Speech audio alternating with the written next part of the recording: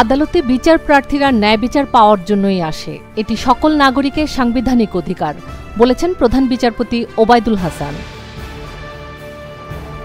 বাংলাদেশ ও যুক্তরাষ্ট্র সম্পর্ক এগিয়ে যাচ্ছে দেখে বিএনপির মাথায় হাত বলে মন্তব্য করেছেন পররাষ্ট্রমন্ত্রী ড. হাসান মাহমুদ।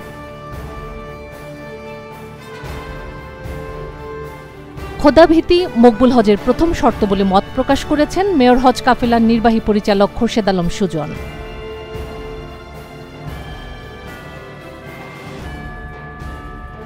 প্রাথমিক ও মাধ্যমিক বিদ্যালয়ের শিক্ষার্থীদের ইংরেজিতে দক্ষতা বাড়াতে অনলাইন ইংলিশ স্পিকিং কার্যক্রম শুরু করেছে সীতাকুণ্ড উপজেলা প্রশাসন।